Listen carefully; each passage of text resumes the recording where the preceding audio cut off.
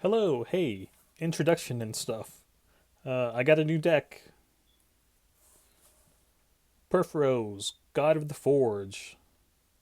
What does he do, you ask? Well, let me tell you. He is a legendary enchantment creature god. He's indestructible. As long as your devotion to red is less than 5, Purphoros isn't a creature, which makes it great with the inclusion of indestructible because it makes it harder for him to get removed. Not impossible, but it makes it a bit more challenging. Whenever another creature enters the battlefield under your control, Purphoros deals 2 damage to each opponent.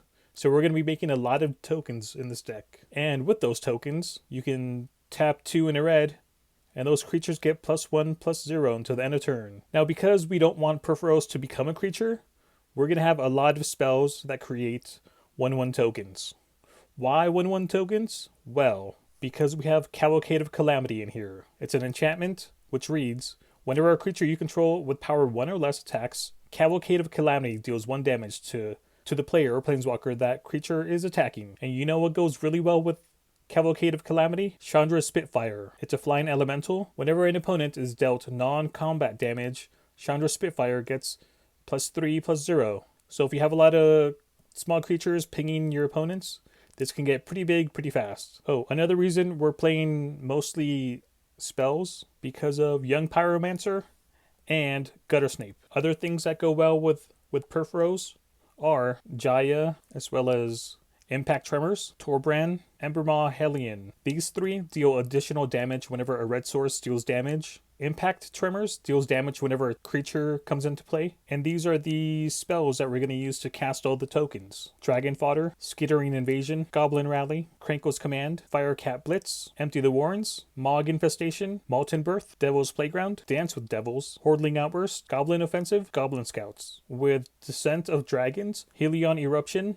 you can sacrifice your tokens to make them into bigger tokens. And here we have creatures that make creatures. Beetleback Chief, Siege Gang Commander, Anox, Legion Warboss, 2 of the Krankos, Mad Ratter. Norn the Way doesn't make creatures, but whenever anyone casts a spell, it leaves the battlefield and then comes right back at the end of someone's turn. Rummaging Goblin, in case you need to discard cards. We also have Mirror March, so whenever a creature comes into play, you flip a coin. If you guess the coin correctly, you make a token. You make a copy of that creature.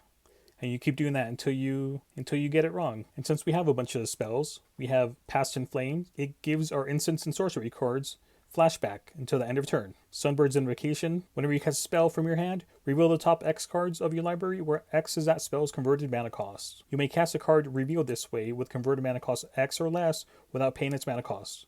Put the rest on the bottom. Since we have a bunch of goblins everywhere, Bombardment, and here are some destruction cards. Meteor Golem, Chaos Warp. But this one, you can use it 3 times to destroy a target creature an opponent controls and turn it into a 2/4 White Ox, a Braid, and the Jerky Jerk cards that Jerks play, but only to slow down your opponent. Price of Glory, Blood Moon, Ruination. Here's a mana ramp. Solemn Simulacrum, Ruby Medallion, Heraldic Banner, Soul Ring, Iron Mirror, Unstable Obelisk, to ramp and to be able to destroy a permanent later on. Fire Diamond, Opaline Unicorn, is that how you pronounce it? Sure. Worn Power Stone, Command Sphere, Mind Stone, Palladium Mirror, Burnished Heart, Prismatic Lens, Ashnod's Altar, in case we need to sacrifice all our creatures, Immortal Sun. This one will affect Planeswalker's activated abilities or their loyalty abilities, but it won't affect the Planeswalker's triggered abilities. This is also card draw, some ramp, and it'll buff my creatures. Here's some more card draw. Staff of Nim, Howling Mine, everyone gets to draw. Mind's Eye, Seer Sundial, Skull Clamp. And for the lands, we have Karkheap, that also makes tokens. Spawning Bed, also makes tokens. Springjack Pasture, also makes tokens. Arch of Araska for some card draw, as long as you have Ascend. Reliquary Tower, Buried Ruin, to return an artifact card from our graveyard to our hand. Field of Ruin to destroy an opponent's land. Ghost Quarter for the same thing, in case we have too many lands and we need to cycle them out. Oh, and Desert as well. Then we have 24 mountains. And that's it. That's my deck.